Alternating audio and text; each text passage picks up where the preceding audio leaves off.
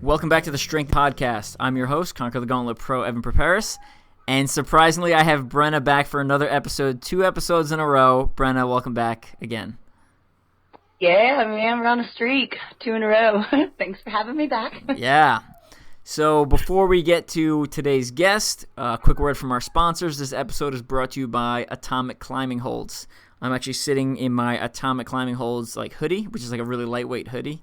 That's actually kind of nice for warm up in the winter when it's cold in the climbing gym or the ninja gym and you want to get the blood flowing. But other than that, Atomic makes some great climbing holds, whether that be for a rock wall in your personal garage, hanging from your rig in your garage or in your backyard, or just taking it to the gym. I use them instead of conventional pulley attachments at the gym, and people always give me weird looks why I'm doing single arm rows with a banana, but that's part of the fun. So, Brenna, give me some thoughts on Atomic.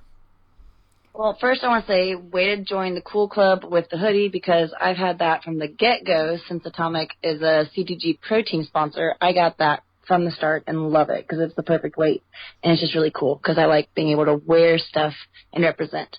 But their actual gear and climbing items are awesome. I personally, along with rig holds that Evan was mentioning, they have a great hangboard that's got different grip holds. You can use it for regular pull-ups. You can do, work on your fingertip pull-ups and different crazy things like that for your grip strength. I also have their peg holds that you basically can kind of create your own pegboard to train on, so you can use wooden pegs to insert in the holes, or they're also round and textured for grip that you can kind of practice gripping on balls, big bulbs, if it makes sense, on a wall. So awesome things. Check it out. Make sure when you go online and order, check out their free holds that you can do every day. It'll give you a random sample of different holds for free when you make an order. So yeah, and that's awesome. That's in the deals of the day section.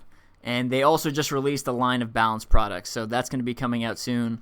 If you want to hear more about them, you can go to Mud Run Guide and search for Atomic. I wrote 3 or 4 different reviews on them, and there'll be a balance review coming out soon. Speaking of Atomic and Atomic Climbing Holds, I have the better half of Team Atomic here, Wesley Kerr. Wesley, welcome back to the show. It's good to be back. For those of you who don't remember Wesley, he was on the episode last year after World's Toughest Mudder when we were Team Merrill, and we talked with Miles Keller about World's Toughest Mudder 2017 and what the last year in Vegas was like. If you want to listen to that episode, I think it's pretty good. You can go back and listen. But today we're going to be talking about what it was like to change venues to go to World's Toughest Mudder in Atlanta in 2018, which was a little bit chilly. So, yeah, let's... Just a little nippy. Yeah.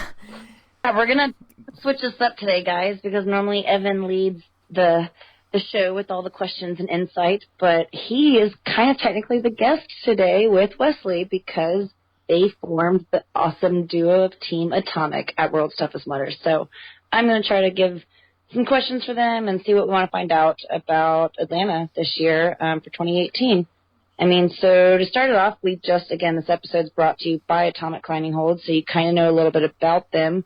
But for you two guys, I know this is the second year y'all have teamed together, but kind of explain for those that didn't listen last year, how did the two of y'all form your team? Why are the two of you guys teammates? Back in 2000, at the end of 2016, start of 2017, Wesley, I'm not sure why he asked, but he asked if I wanted to be teammates. And normally I would say no to anyone that requests to be a teammate because this is my biggest event of the year, right? Everything I do in training kind of revolves and leads up to this single point. So I'm really hesitant to put my hands, my success, into someone else's hands. But the thing about Wesley is he was super consistent. So, on the good years, he was top 7. On his bad year, he was 20th, which is pretty much lines up with the same with me. So, if I'm having a really good year, I'll finish, I think my best individual finish is 8th, and my worst individual finish is 22nd or something like that. So I knew he was consistent, which is real important for ultra-distance obstacle course racing because there's just so many variables. So as the kind of rates got closer and we were both in good health, I said yes, and kind of rest is history. Wesley, because I don't know your history as much as I do Evan's, I personally, again, because like this, I know it's his biggest event, was pretty surprised last year when he said he was doing a team. So in your response, I mean, what have you always run individual for World's Toughest, and that was your first year last year doing team? And like, what was your mentality behind deciding to do team and asking Evan? So that was my first race doing a team of anything, really. I usually am very individual because it is very difficult to find someone that runs as fast as me for that long period of time. There's usually people above me that are pros and then people below me that I beat consistently. So it's really hard to find someone that's somewhere around where I am, and Evan is a good person that sits around there. I was thinking that the individual competition was getting super, super competitive, and there's no way that I could really get to 100 miles. So I wanted to see, is there a new challenge that I could do or something interesting that I could do that was a little bit different, that didn't involve me having to do the training to get to 100 miles. Right. So I thought about doing team. I am never interested in team relay. Concur. So I think the joy of 24 hours is being out there 24 hours. So I wanted to find someone that was similar to me and had a good outlook that we might be able to team up and do something interesting. Last year it worked out pretty well. We got second. Most of the time we were pretty in sync with each other. I made Evan do a lot more running than Evan was going to do otherwise. Which is the nature of the beast. And this year, I took like 6 months off running, did a lot of CrossFit. In between last year and this year, I'm doing sort of like the most time-intensive part of my professional training. So I was thinking for this year, I'm not going to go as far as last year because my running is not as good, but my obstacles are better because I did a lot of CrossFit. So I think it'd be interesting to see, can I keep up with Evan in terms of the obstacles? And I think with the toughness that I know that both of us have, Atlanta's going to be very tough, and it's mostly who can stay out there and keep on trucking at a good pace. And I think I had a lot of confidence in Evan that he could do that, and we could do that together, and then see what other people figure out. Very cool. Well, I want to give a spoiler alert for those that don't know. Like you said, last year, y'all came in second place with 80 miles for the all-men team. So spoiler alert, 2018 World's Toughest Mudder. Like you said, I think y'all did something pretty awesome, and that was taking the top spot, first place for the males team with 75 miles on a very tough new venue, tough course. So congratulations first. We haven't said that yet, so that's amazing. I've been rooting for Evan for years to get up on that podium. Last year was awesome. You guys as a team, so this year all I did was, follow along waiting for results from you. So I was so proud of that for you guys. So getting into it, talking about comparing kind of 75 versus 80 miles from year to year, that became, my guess is the change of venue. So this was the first year that it was outside of Atlanta, Georgia, which is funny because everybody thought hot Atlanta, but of course it's November. So let's get into the first factor I think might have been the biggest factor for the new venue. Weather played into it. So both you guys have done Vegas and the weather there. I guess starting with you, Evan, y'all can kind of tell me, for those that don't know and didn't pay attention to all coverage, what happened with the weather in Atlanta for you? Yeah, so the weather in Atlanta was cold. Is pretty much the highlight. So the weather started at 43 degrees about at noon, and it actually warmed up until just before sunset to like 48 degrees, and then once the sun set, it plummeted. Like, it dropped real quick, like I'm talking within 30 minutes, like down to like 39, and then it kept getting colder all the way down to somewhere near or below 32 degrees. It had to be below 32 because things were icing over. Like, obstacles were straight up freezing. Not like the water in the water pits, but the tops of like the wooden walls and the overhangs and stuff were getting iced over. And, you know, me and Wesley, we play high risk, high reward. So if you run shirtless, which sounds crazy, you get, you know, when you're in the water, it feels just as cold as if you were wearing whatever, compression gear or maybe like a light neoprene. But the difference is when you get out of the water, your skin will dry, and if you're wearing like a compression top, the compression top won't dry, so you're wearing like a wet rag the entire time. So the two of us essentially ran shirtless for about 20 miles while the sun was still up, and we're just kind of just putting out a fast pace to stay warm. Like, that was honestly my primary reason for running for most of the race was trying not to die from hypothermia. So like I know there was parts where me and Wesley would start separating due to pace differences, and like honestly the only reason I was running was because I was cold and I didn't want to succumb to the cold. But yeah. Wesley, where are you located? Like, where are you from, and where's home? So I live in Los Angeles. Oh, okay. So cold's not like your forte really either. I would say cold is not something I'm used to on a daily basis. But part of my history is that I've only done one more Worlds than Evan has. And the one Worlds that I did was in New Jersey in 2012, which is the only Worlds that is actually colder than the Worlds this year. Right. Okay. In 2012, we started at like 33, and then we sat around 24 for most of the race.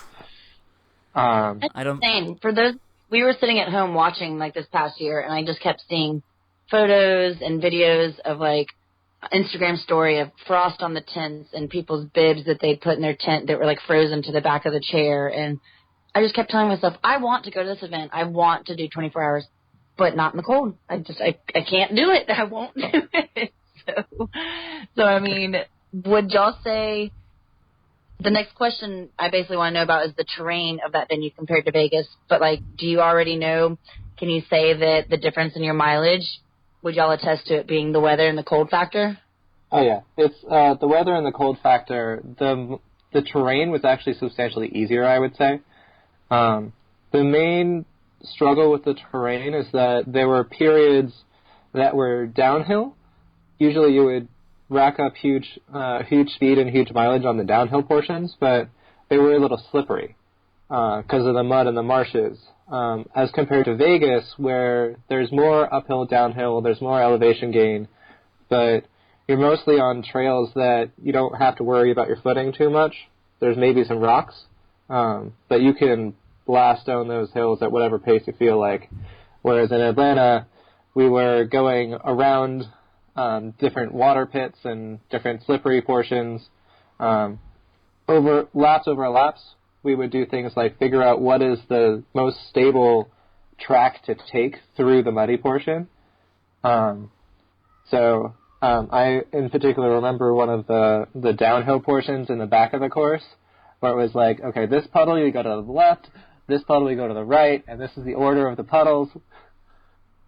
So.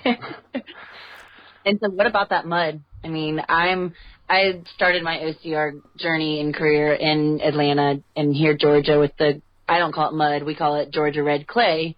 Was it as bad as what I've seen before, like just really thick and they had it everywhere? Or, I mean, like, come on, give us some muddy details. We didn't get down in the mud all that often. Mud Mile was stable throughout. One of the things with 24-hour courses is Mud Mile, which is a series of mud hills with water in the middle that you have to crawl between. In places like Vegas with sedimentary rock, the molehills start getting lower and lower and lower as you build paths between them. But in Atlanta, that clay is clay, and it stays the same for the most of the race. So we have those hills that we just had to go over the same way, the same time, and they took a lot of time. Other than 1 mile, mostly it was just we're running on Atlanta trails and like fire roads in the back. You can tell I now live in California when I call them fire roads if they're big enough for a car to go on. That's unfortunate about the fires right now. Anyways, I guess, yeah, Evan, I mean, you've raced out. Wesley, have you raced in Georgia and Atlanta before? This was my first time to Atlanta. Oh, okay. Awesome. Well, welcome again from someone that calls this is my second, third, fourth, fifth home around here. So I knew it very well, and I love it. Was sad to miss it. So, Evan, share with us the new venue brought, and every year World's Toughest Mudder is kind of the time when Tough Mudder debuts new obstacles that they're testing for the next year, and they also kind of bring back old obstacles, stuff like that. The one I'm very familiar with and that everybody saw pictures of and the most talk about, I'd say, for 2018 was Stacks. So do you want to share with us a little bit about Stacks, what that was, and kind of some of the other new obstacles they all experienced out on course? Yeah, so Stacks was essentially a bunch of shipping containers that they had stacked up against each other or on top of each other. So it created about like a 37-foot cliff jump. So instead of having the cliff in Vegas, they essentially made a man-portable cliff, and they dug a big, deep pit, and it was, yeah, I mean, you climbed up it and you jumped off. I know pre-race people were talking about, and I even mentioned this on one of the podcasts, that, like, you know, it might actually be faster to go around and take the penalty because you have to actually climb up this thing.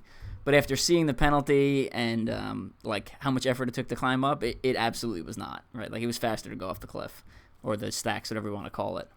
So the funny part of that is I think they had the actual quote-unquote the Stacks obstacle in, was it Massachusetts this year? Yeah, Boston, yeah. And but it wasn't a jump. It was you climb on top of the shipping containers, essentially go across a bridge, which is a shipping container, and then you go down a big cargo net. And what was funny was after that race, I specifically said to my dad, I was like, I bet you this is what they do for the cliff. This is what replaces the cliff. And I didn't think they would go 4 containers high. I thought they would go like 2 or 3 at most. But yeah, they went 4 high. It was, I mean, it was high. And I thought getting up there you'd be more scared because you could, like, you know, when you're at the cliff in Vegas, you're essentially on ground level. So like behind you and to your sides is level ground. With the Stacks, I mean, you're on top. When you look around you, there's a giant drop in all directions. And although once I got up there, I mean, I didn't really look around at all. Like, I couldn't even tell you what the view was from up there besides, like, the platform directly at my feet. So, Either of y'all have issues with that, or height, fear, or anything? I don't like height. I can actually tell you a little bit. It was interesting in that it was placed in a forest, and when you got on the platform, you looked out onto, like, a big field with nothing in it. So it was really just like, you can't stare at something on the other side. It's just you and something that's going to drop quite a lot. I do not enjoy heights. I tolerate the cliff and I tolerate the Stacks. So much that the first time we went over, I yelled out, "Oh shit." When I came up from the water, I had one of the lifeguards swimming at me frantically. And I was like, oh, no, I'm fine. You panicked them. They got worried. Oh, yeah. Well, that's good to know they were on top of, you know, they were paying attention. They're looking out for you, so that's reassuring. Awesome to hear for those that are scared. They're there for you. Yeah, and I'll say this. If you come to World's Toughest Mudder and you're not a fan of heights and you're tough, like, you got to go off it at least once, you know, like, I don't know. You just have to go off it at least once, especially, you know, people are going to be like, oh, watch the CBS coverage, check out this Facebook video. Like, don't be showing those videos if you didn't go off it, you know, like, you got to go off it. It's part of the event. It's part of what makes Tough Mudder what it is, right? They play on your fears, you know, claustrophobia. There's that, you know, some of them are really tight spaces through some of those tunnels, the electricity, fear of heights, you know. I mean, I wrote a couple of articles on Motoring Guide about this. One of them was called Tough Mudder, Fear of, it specifically addresses that. But I've also have another one coming out comparing Vegas versus Atlanta's World's Toughest Mudder, like I've done every year for the past, like, 4 years, except it was Vegas to Vegas previous years. So, and I agree. I think you have to like go for it your first time, and then if you're gonna take the penalty after, fine. Not gonna hate on you for that, whatever. Not gonna judge. But if you just completely like, nope, not doing it. You don't even get up there and like brace yourself and at least get to the edge. I mean, come on, like just do it one time. That's what it's about. I mean, that's what you paid this hundreds of dollars for your ticket plus hundreds of dollars for your everything else, and do it. Go all in. You committed to it that far. So. And I'll say this: I dread going off of it. Like as it opens at midnight typically, what they've done the last couple of years, and as midnight approaches, I dread going off of it. But then after the first jump, I'm always like, wow, that's not so bad. And then it's not a big deal after that. I don't really think about it too much, but yeah. My 2 cents. My story behind heights at Tough Mudder, I would say it is a good idea to go over it, but I understand people that want to go around. When I started with Tough Mudder, they had walk the plank, which is like a 12-foot jump, and I hesitated on that. And then over time, the jumps got higher, and you did things while you were jumping, like double rainbow and King of Swingers.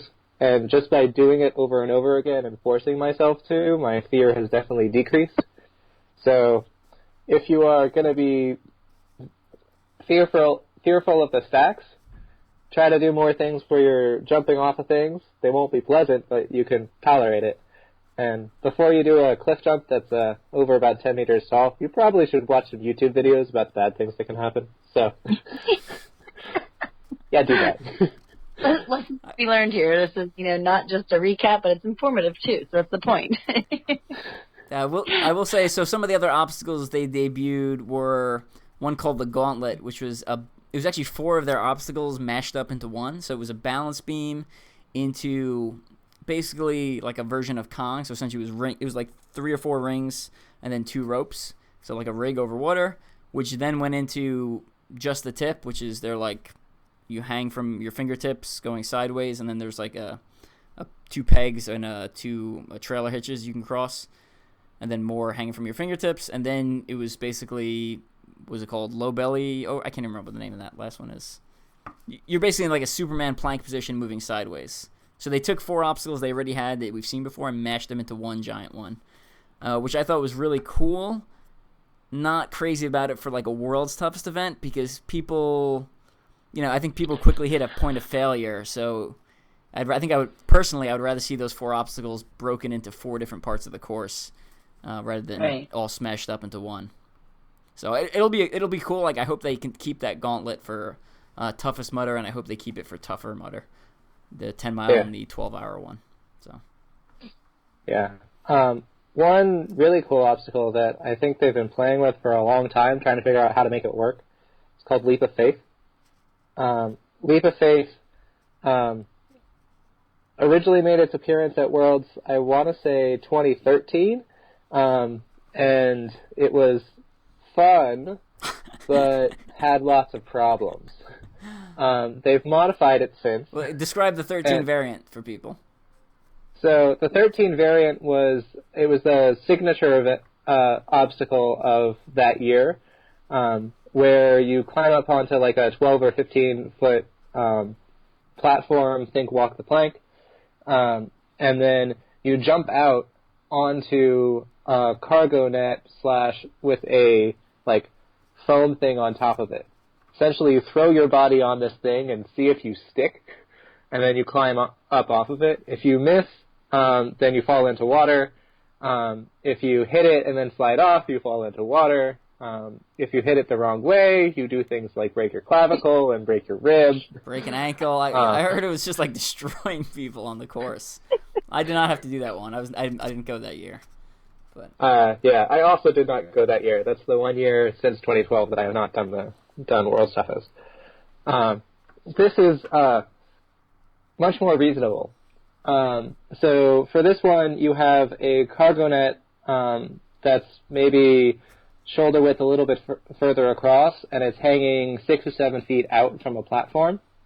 And that platform you can run up, it's the same level that you are, and you jump out onto that and grab that cargo net, which is hanging.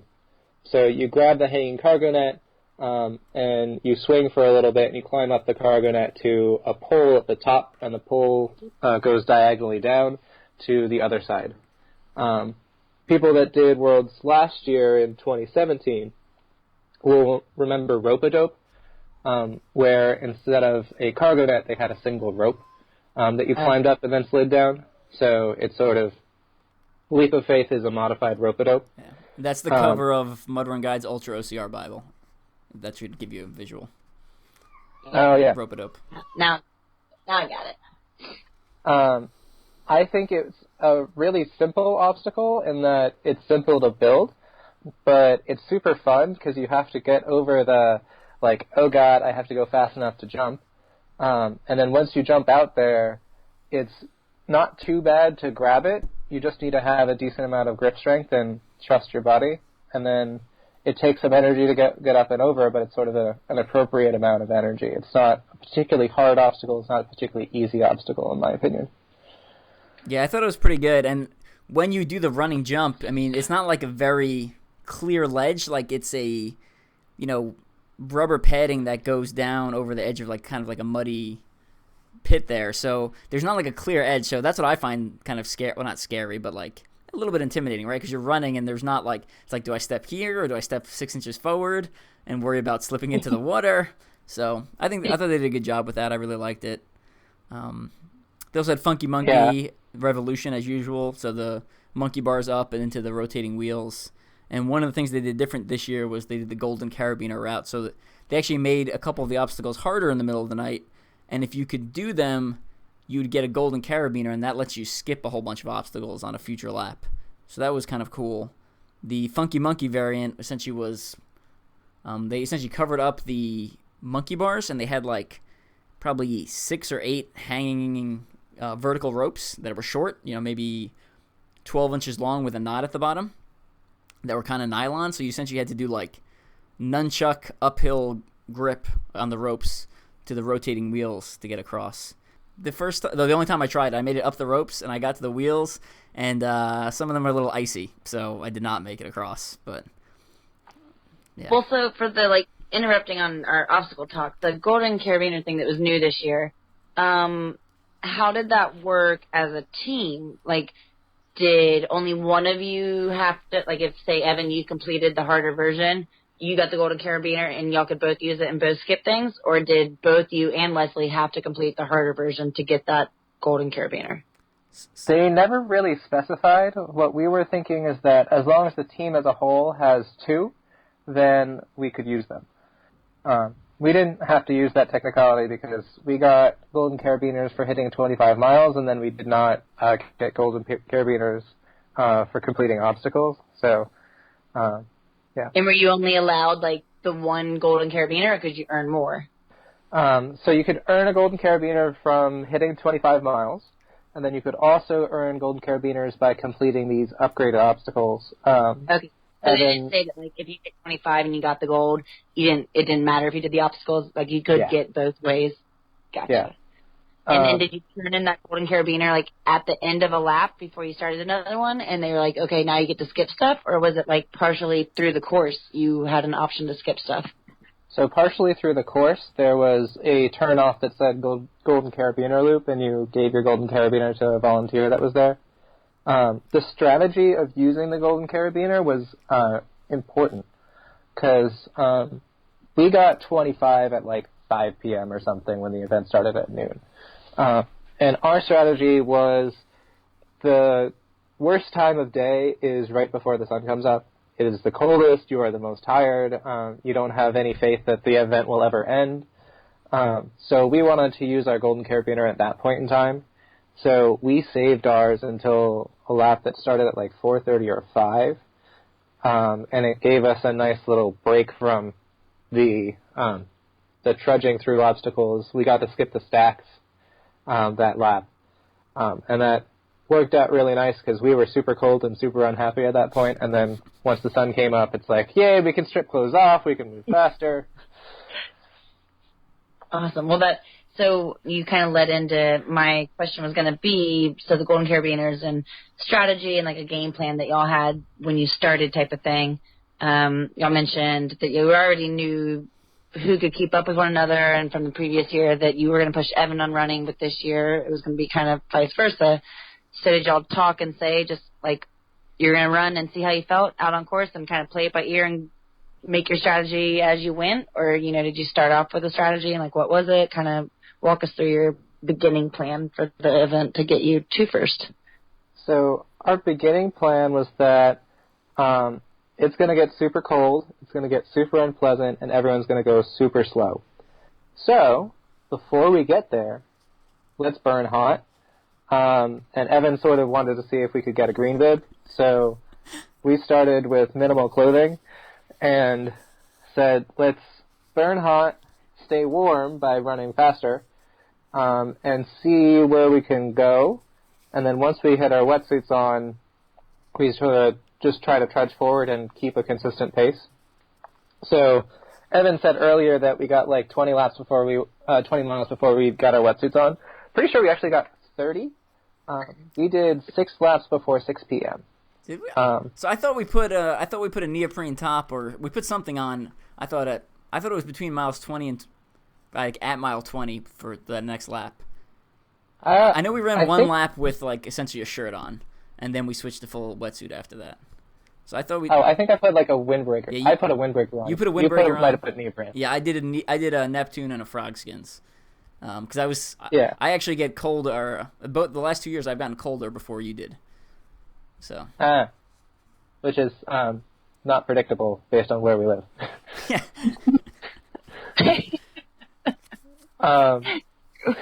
So once we hit, for people looking for context, 6 laps before 6 p.m. means we were doing on average less than an hour per lap. If you do that over the whole time, then you hit 120 miles.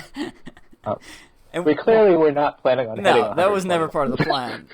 The plan was to log some miles early when you're not like the wetsuit is heavy. Like go rinse out your wetsuit and then pick it up. The thing's heavy. It's like 10 pounds, 15 pounds. So we wanted to just log some good miles while the sun was up, while we were wearing minimal clothing, carrying minimal weight, and get like a strong lead, and then kind of just hold it from there. In lap 6, we actually lapped second place. We saw 3 a.m. Waterfalls, who, as a point of history, won the 2012 event. That was the first event that I did. And they were going slower than us, clearly, because we were lapping them. But it was very interesting to see that strategy and go, okay, that is a successful strategy so far. Let's see how much we can hold on. And then through the night, once we got our wetsuits on, it was keep a consistent pace, try to run the downhills, and then just not pause too much, get through the obstacles efficiently, which worked out pretty well. Probably around mile 65, 70-ish, I started having some shin splint problems. So I was having a lot of pain in my right foot. That was slowing us down a decent amount. And then we were slowly learning that we were something like 2 to 3 laps ahead of second. Oh, wow. But we were also learning that we were getting potentially competitive for individuals. And if we placed in top 5 for individuals, we count as individuals. We take their money, is basically it. Yeah. So I was like, in the middle of the event, I was like I think we actually hit 5th place at one point, and I was like, let's do it. Let's like it fired me up even more. I was ready to, go all in at that point. There was one time that the results worked for me that I was able to see, because most of my results were coming from people in the world's toughest community, like Facebook page, that were getting it from whoever, and they were saying like Team Atomik still in first, and just word of mouth. And then I finally got the event or the results to load, and I at one point saw like y'all's individual ranking and just thought, holy crap. I was like, they're like ranking for the top of individuals. Like, I don't understand what's going on. So that's kind of cool. I'm really crazy to know y'all were doing that. So the benefit of running with someone is you have someone to pace off of, and so kind of someone to talk to. So that's nice. The downside is when one of you fails an obstacle, you both fail an obstacle, right? Regardless of the outcome. So that makes it a little more challenging. And then the other kind of part that makes it challenging is your ups and the other person's ups may not be at the same time. So you may be feeling great for a lap, and the other guy may be feeling down for a lap. And then the next lap, it might be reversed. So essentially you're moving more like at the slowest pace versus at the fastest pace of the two of you. You know what I'm saying? Yeah. So I might have been able to get 80 if I was by myself. I'm questionable about that. I'm pretty confident that Evan, if he was by himself, definitely could have gotten 80. Maybe he even had a shot at 85. Yeah. We had plenty of time to go back out for 80 on that last lap. And we were coming around like that last obstacle, and Wesley's like, let's just call it. We've won. And I was like, all right, that's fine. So, I think that happened a lot this year with a lot of people that, realized their position and that it was locked in, and they're like, well, we could get this much more, but what's the point? It's cold and miserable. So, yeah. So, with yours, well, I was just going to ask back to your strategy and stuff real quick and your game plan. I know Evan's usual strategy is pit breaks. He doesn't really go in his pit for long or take big breaks or anything. Did y'all stick with that this year? How did your pit play out for you with your crew and everything? Yeah, that is also my strategy. My opinion is that every, say, 15, 20 minutes you're in the pit, cumulative, that's a mile you could have run. So you spend as little time in the pit as possible. I haven't gone over our pit times yet, but I think last year when we ran 80 miles, so that's 14 or 15 pit breaks, we had a total pit time of something like half an hour. So, and that counts most of that's the wetsuit change, which is 10 minutes. The wetsuit change takes forever, I feel like. That's impressive. That's very little time. Well, you'll keep leading into everything I want to know, so this is exciting, because your pit breaks, so I was going to ask both of you guys kind of your go-to favorite must-have gear and nutrition for those that are listening that, are new to this, and obviously good ideas for them, also what works for winning. If you take very little pit breaks and your time total for the entire event is 30 minutes, what are you guys doing for nutrition out there that doesn't take a lot of time and effort, because obviously you're fueling yourself properly, but very minimal time spent? Evan, you want to go? Sure. So I use Hammer Nutrition products, not only because they sponsor me, but I was actually using them in 2014 before they sponsored me. So I basically take two gels at the midway point of every lap, which is right before the water station. And then every time I come through the pit, I take Endurolite capsules from Hammer Nutrition and a drink called Perpetuum. It's a fat carb protein blend. So the idea is you want to use every system that you produce energy available, right? So you want to use fats because they're burning slow. You want to use a mix of high glycemic, low glycemic, complex, simple carbs, because some of those are going to burn faster and kind of at more of a medium speed. And then protein, because if you don't have any protein over an event that's 2+ hours in length, your body will actually start taking amino acids from your muscles for fuel, and you're essentially eating your own engine at that point. So I fuel almost exclusively off that. And I actually switched to solid food at one point, because when the temperature started getting into 32 degrees, the bottles of Perpetuum were cold. It was like drinking ice water, and that was making me cold. So I didn't want to keep drinking this ice cold liquid. So I actually switched to I started eating peanut butter and jelly sandwiches at that point, which we had pre-prepared by my pit crew, and I was eating Oreos and some other crap. But I prefer to use actual stuff that's designed for endurance racing, and that's pretty much it. Yeah. And then the other thing that was kind of weird is I usually start taking caffeine about halfway through the event. And I had a couple of Hammer Nutrition gels with some caffeine in them, but I didn't, normally I down a Red Bull at some point because I'm feeling exhausted, and I had very little caffeine during this event, and I felt good the entire time. Huh. I would say my conclusion with caffeine is the same. I usually have an option for caffeine. I essentially don't know why I do that anymore, because I always think that, near the end of the race, it's nice to get a nice little pick-me-up to make me feel faster, even if I'm not actually faster. But near the end of the race, I also have so much adrenaline and so much momentum that I don't need it, so I don't ask for it, and I don't mess up my electrolytes with it, because caffeine is also a diuretic. Right. my plan is very similar to Evan's, except I'm not sponsored by Hammer. I'm actually not sponsored by a nutrition company. People might know that I use Tailwind in beef jerky. So Tailwind is another electrolyte drink that is built for endurance racing. I had a similar problem where the bottles that we were using to fill the Tailwind, partway through the night, the first thing I would do when I would drink is I would get all the ice that was built up on the top of the bottle and I would spit it out, and then I would drink the Tailwind because there was actually a layer of ice on top of my water bottle. So Tailwind provides electrolytes. I would also supplement with at least one salt pill per lap, and then have beef jerky for that protein and fats, and additional salt. I have learned over time that people tend to overhydrate and undersalt. So I have slowly started doing more and more salt in my endurance racing, and I've noticed less and less swelling of my extremities. So I am a pretty salt-heavy person. I would have to say, just from an outsider that looks and view the whole weekend and everything leading up to it, both of y'all sound almost on like the very minimal side for your nutrition compared to what I see other people pack and prepare. It's kind of funny, but if you're listening, I would take some advice from the champions here and kind of go their route. So check out Hammer Nutrition and beef jerky. I think as a new endurance athlete, I overpacked food because you're like, oh, what am I going to be hungry for? What am I going to, what am I going to want in the middle of the race? Because sometimes your stomach's not feeling it.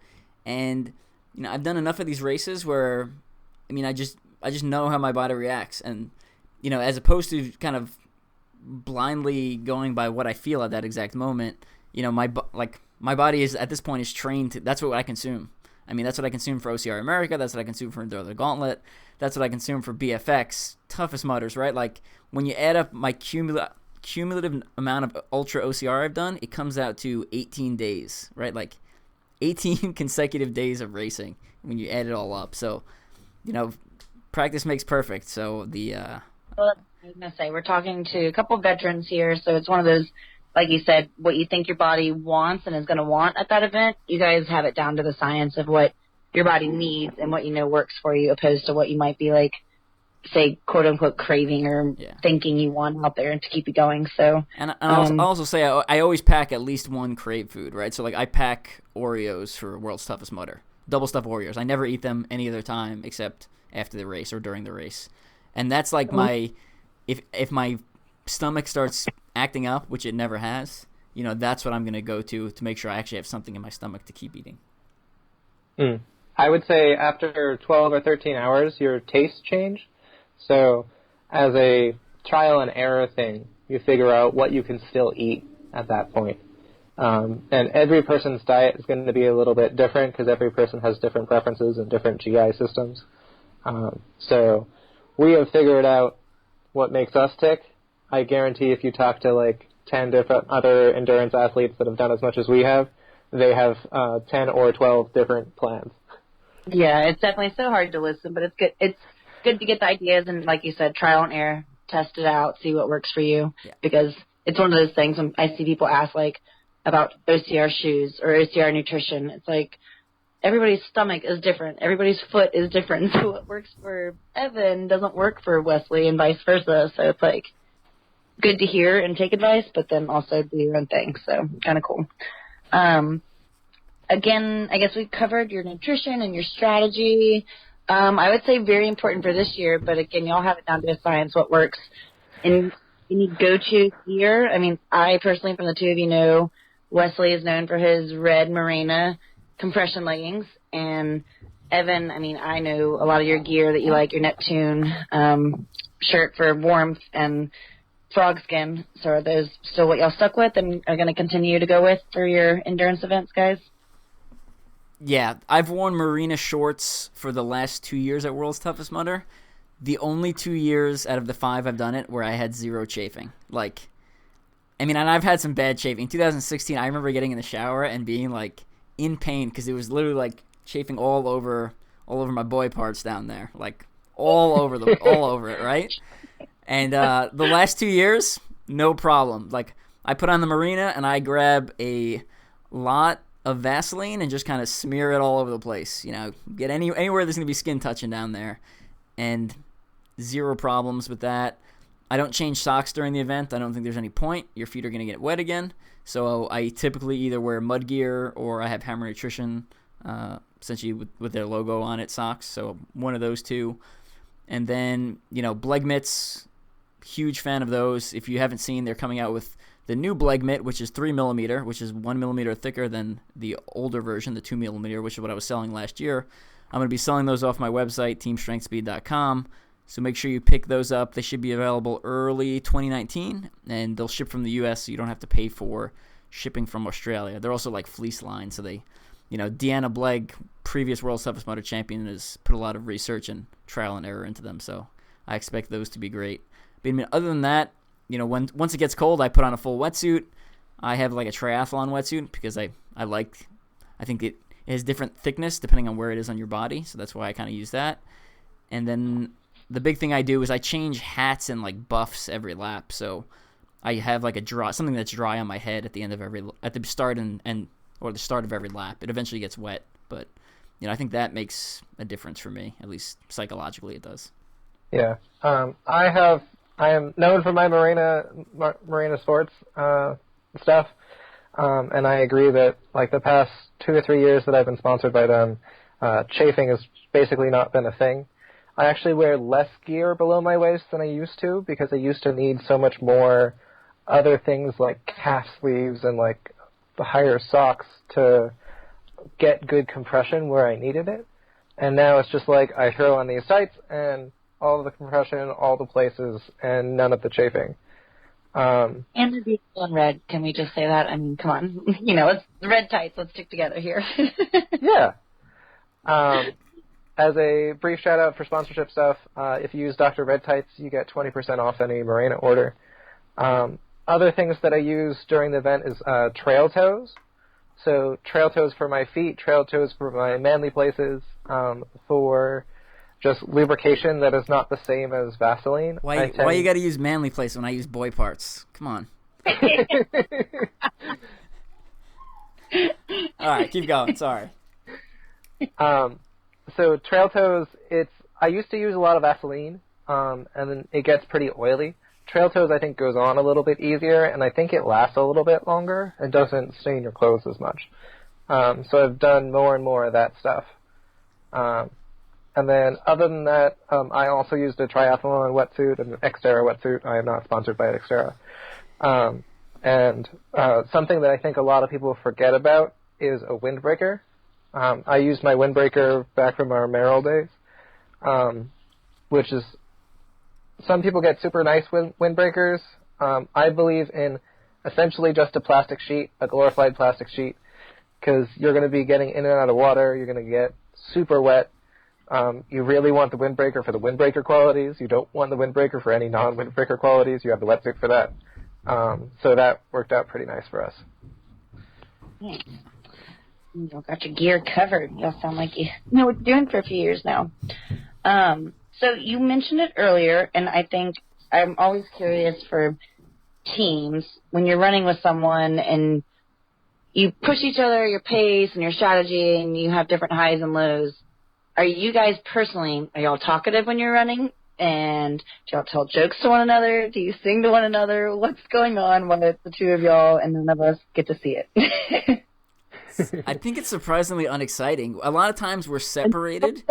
But on course happens on course. Like, I want to know. Give me some dirty details. So I think a lot of times we're actually separated by, 10 to 50 feet because we're trying to maintain the fastest pace possible. So a lot of times we're actually not standing right next to each other. So we'll pass people and someone will be like, "Hey, Dr. Redtights, where'd Evan go?" And then I'd be like, "I'm right here," like jogging up behind, or vice versa, So, but I'd say in the middle of the night when our pace slowed a little bit more, I tried to stick together a little bit more just to, make sure we're both doing all right. And I don't know, we just kind of talk about whatever, OCR gossip. It's like the same thing that goes on inside your brain, except now there's someone there to share it with. So when you're doing endurance racing. Any good gossip to share? I don't think so. Wesley, do you remember? I don't even remember it. I don't even remember what we talked about. We have certain theories about certain people that have certain problems. Oh, yeah. That's true. And we have theories about, like, we talked a lot of strategy as well. Yeah. Of, like, the golden carabiner, we talked about saving it for the worst time of night.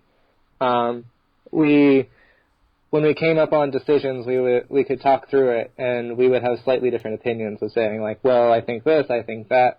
One thing we talked about more at length was Leap of Faith. We talked about the upgraded version of Funky Monkey that got you a golden carabiner. Leap of Faith had that upgraded version from like 4 a.m. to 7 a.m. We can't describe it because we never saw it. At that point, we knew we were like 2 laps ahead a second, and we were in something like 5th or 7th individually. So the risk of going through the gauntlet and through Block Nest Monster, getting super wet to try to see what Leap of Faith was like, was we thought higher than the reward of getting the golden carabiner. So we took the electricity route, which allowed you to skip a number of obstacles. The electricity route was the way to go. Like, if you were not taking the electricity route, I don't know what you were doing out there. Like, so much faster. There was like 3 obstacles compared to like 5 or 6. You didn't get wet. You know, the first electricity was electroshock therapy, which is eventually hanging wires. And I don't think I ever got shocked going through that. And Yeah, I've seen your post that, like, you didn't get shocked and you caused someone else, a very good friend, poor Ginger, to get electrocuted. So if you missed the post, so Adrian we get to the, more on Adrian in a second, but we get to the electroshock the same time as Adrian. And, you know, I go through first, and she's, like, behind me, weaving her way through. And I'm like, what's taking so long? Like, just push all those blue wires out of the way. They're just ropes. They're just fake. And she's like, really? And she touches one and gets zapped. And she's like, mother! You know, and I was like, I still that one. I still think she like touched the yellow one with her elbow at the same time or something. But yeah, I every time I went through that, I grabbed all those blue wires and I just tossed them out of the way because I called their bluff. I was like, these are bullshit wires. I'm not fucking around with this. So, and then the other one was like a low crawl under wires, which again I don't even think was on. Like, I didn't see anyone get shocked at that. And then the final one was Operation, which we all know, I think. And I got shocked, I think, once during that because I was having some trouble getting the ring off. But yeah. Yeah. Operation is you have a long pole and you have a hole in the wall that has metal around that hole.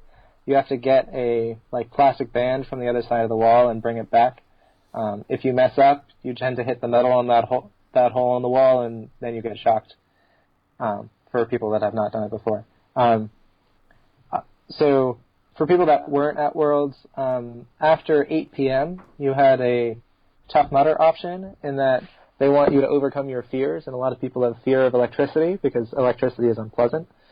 So they had a series of like 5 upper body intensive obstacles, including the Gauntlet and Leap of Faith and Block Nest Monster and Everest. But after 8, you could opt to take the electricity, which is the route that we said. And if you opted to take that electricity, take that mental challenge, you got to skip all that other physical stuff. And we're like, we're tough, we can take it. And it just like makes so much sense. And so that was one of your talking strategies that y'all kind of figured out along the way, like talking it through? Yeah. Yeah, we knew that one going in early. I'm competitive, right? My goal is to win, so I'm going to go with whatever is fastest, regardless of how painful it is. So I was like, before we went to the event, I was like, Wesley, if we need to, I'll just run through EST and just stay right behind me, and you will be fine. But you could weave your way through most of it without getting shocked or like low crawl under some of it. So yeah, it was not as bad as I expected EST to be. It's also a lot better when you're wearing neoprene. Oh, you have essentially a layer of rubber. Yeah, that makes it much better too. Very good. All mental notes. Keep that in mind. I don't know if I'll ever make it, but one day. So before we get into like wrapping up, I guess I want to ask, World's Toughest Mudder every year, you know, whether it's individual or team, obviously you guys are out there, the ones putting in the miles and the physical work. But your pit crew, I mean, essentially a lot of people attribute, you can't get as far as you do without your crew and who you selected. So this is kind of a shout out and a thanks, who did y'all have for your pit crew, and was it the same crew y'all used last year? Evan, I know personally who your crew is, but always the same for you too, Wesley, and how that play in for you guys this year? So my crew, it has varied slightly. My mother is a rock star with organizing things. She's a teacher by trade. So she is queen of putting things in order and getting them done and thinking about, like, oh, he's going to need this.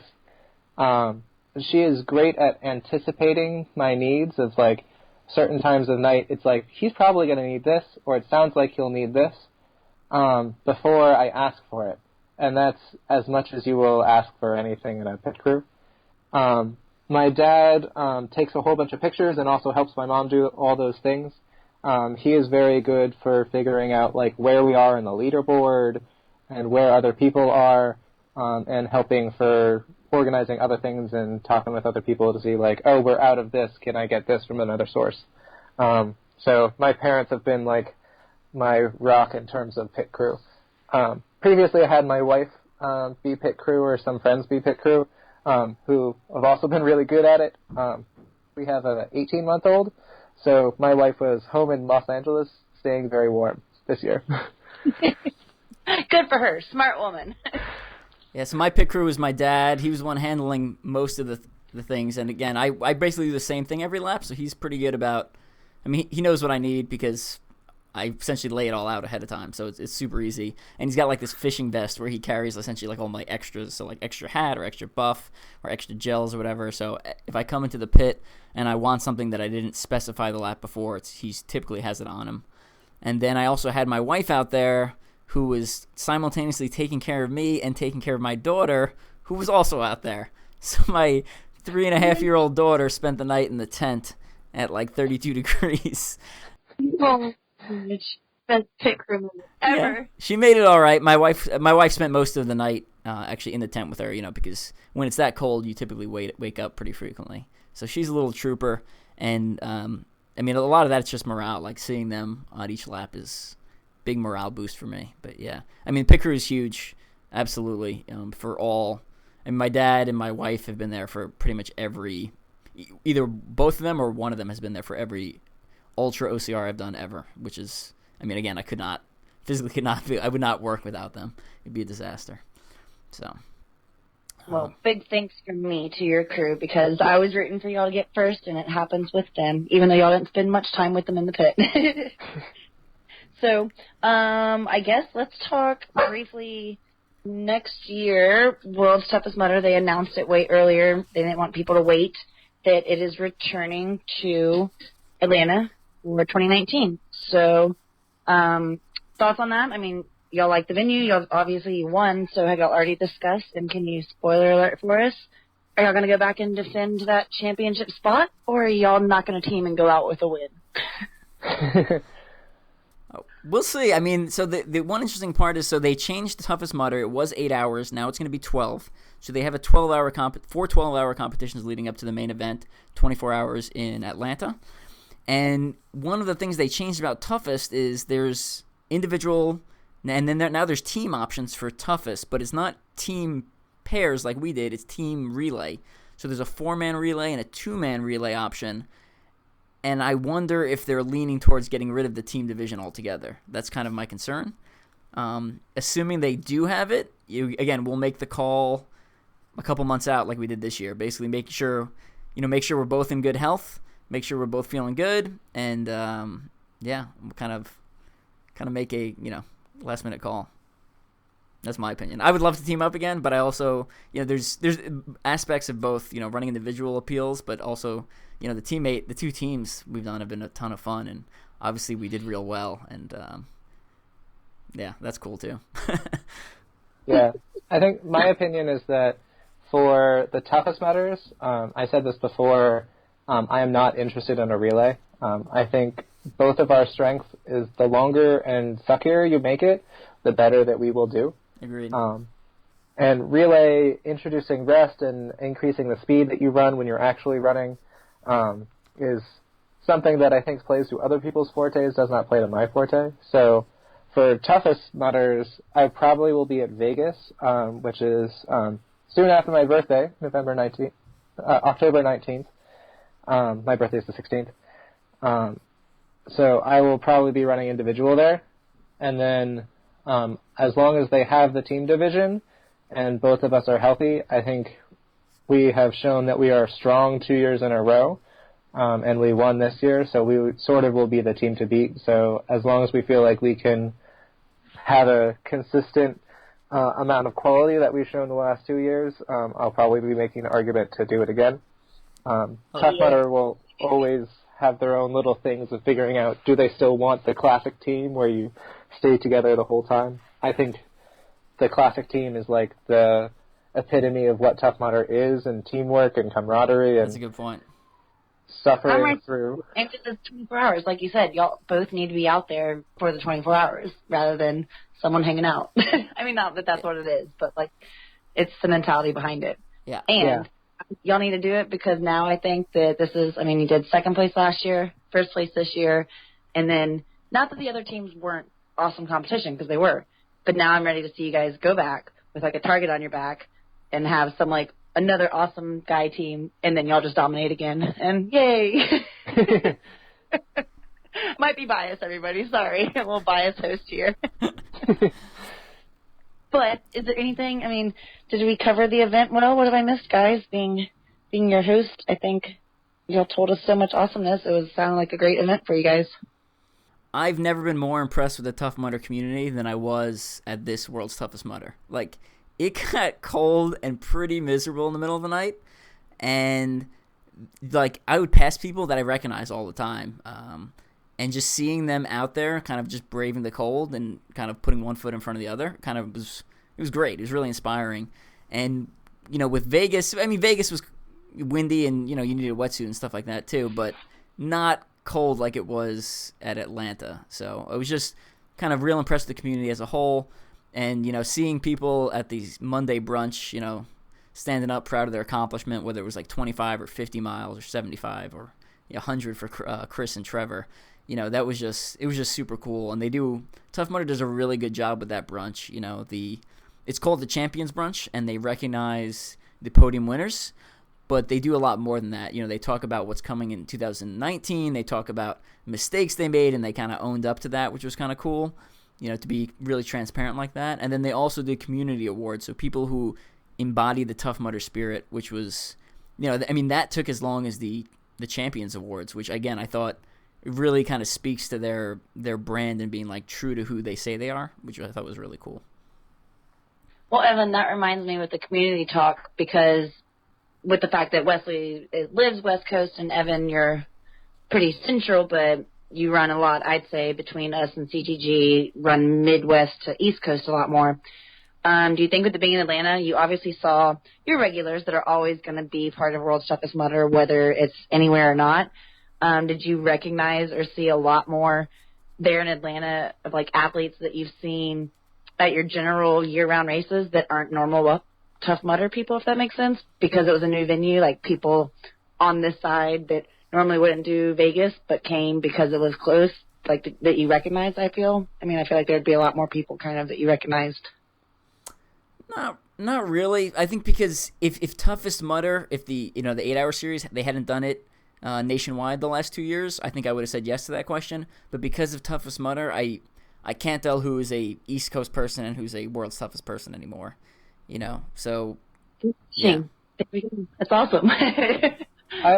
In talking to people during registration, I was seeing that there was a lot of first-timers, and it was first-timers from around the country. I think people try the toughest and think that that's a fun idea, and then they see the challenge of the 24 and say that would be something that would really it's everything that I can do to try to go through that, and it's a good experience. As cold as it was, and as much props that I will give to anyone who did not take a lot of pit break overnight, that was a crazy time.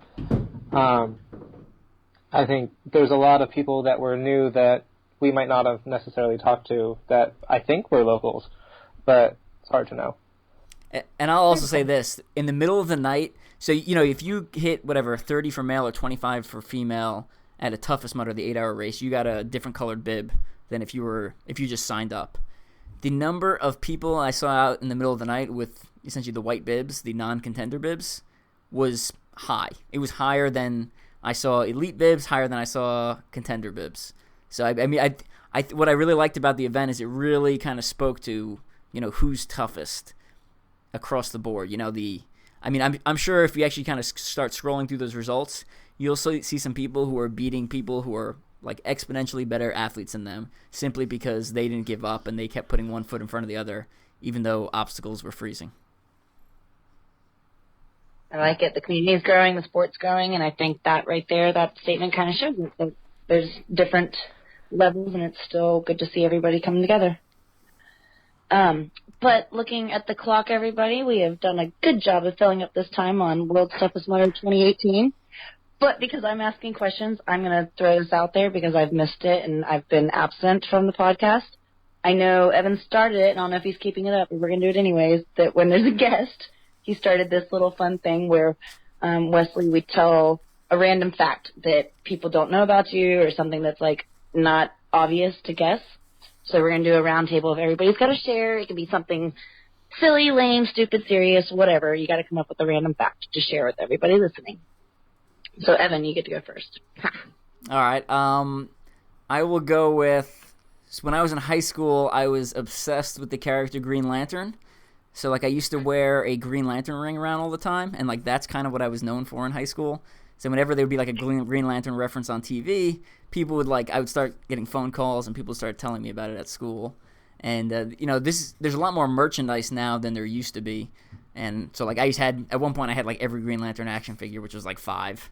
And I had the entire series from, like, Series 3 and stuff like that. So, really big into the comic book. When the movie came out, all my friends were real excited, and so was I. And then everyone thinks the movie's terrible. I think it's okay. But one of the things I really like about... I thought it was just cool to see that character on screen. One of the things I really like about Green Lantern is his powers, right? So to be selected for a Green Lantern, which is essentially like an international or intergalactic police officer or security officer or whatever you want to call him, you have to be totally fearless and completely honest. Those are the only two qualifications. And his superpower, which is the ring, is actually based on willpower. So if you can will it to happen, it will happen, right? Like, you create essentially a construct that can attack the enemy. So even though he was like my what? But Evan is the Green Lantern. Yeah, exactly. So and that's why, like, even though like I liked him growing up, like I still think he's cool because of that willpower thing. And if you're paying attention to what I do in ultra sports, like that's like I 100% believe that's true. So yeah, that's my fact. Oh, the cool fact.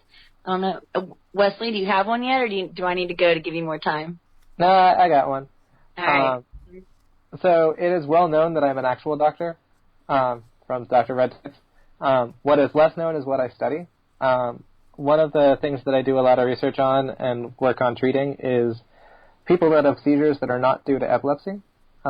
They tend to be people that manifest psychological challenges as physical symptoms, and that physical symptom is seizure, which tells you a lot about how the mind can take control of the body in ways that can be pathological. And I do a lot of things in this endurance events to try to see what can I use my mind to make my body do better. So it's a nice little parallel that I actually work on these things professionally as well. Good one. Interesting. Brenna, what do you got? Oh, man. Well, y'all's are all, like, serious and cool. Mine's more comical and lame. Comical and lame is fun. So, I will admit I am 31 years old, and I still to this day, with all my travels and trips I take on the airplane, hotels, car, at home, I sleep every night with a teddy bear and a blanket. And it's not like a body blanket. I have a baby blanket that I've had for... so this one I've had for like 15 years. It's still all together.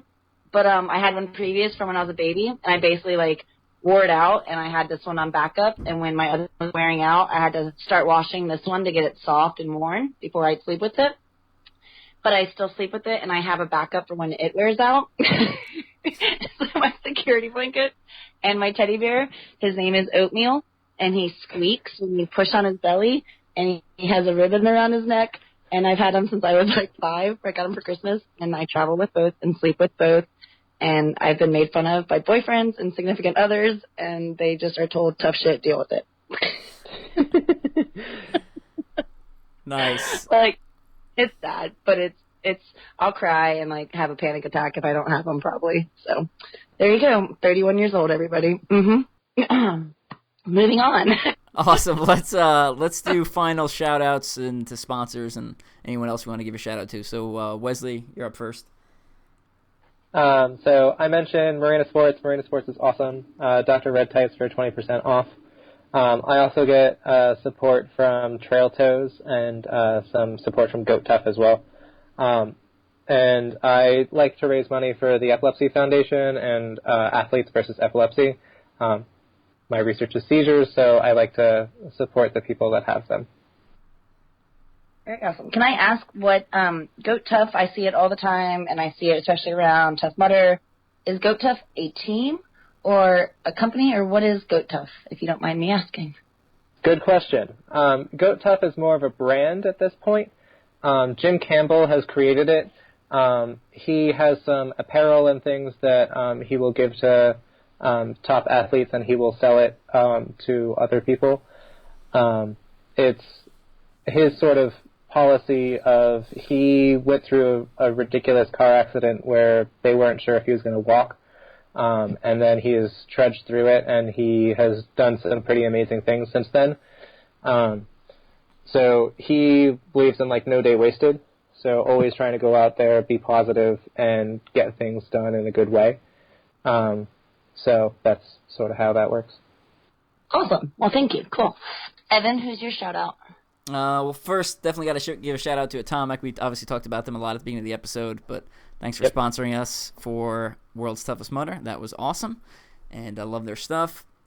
Hammer Nutrition, obviously, for fueling me. Muddering Guides ultra-ocr Bible, if you liked what you've heard and you want to know more. Wesley's interviewed in the back, so pick up that book, available on the Team Strength Speed website, also available on the CTG Pro Team website. Go check out Obstacle Running Adventures. Me and Wesley were both interviewed on their last 2 podcasts covering World's Toughest Mudder. Just me for the pre-episode and both Wesley and I for the post-episode. So go check out Mike Stefano and Caitlin Ritter's podcast there. And other than that, a couple of cool stories from this weekend and from recently. You know, people come up to me occasionally and say thank you for the book, or, you know, I really like the podcast, and I just wanted to say really appreciate it.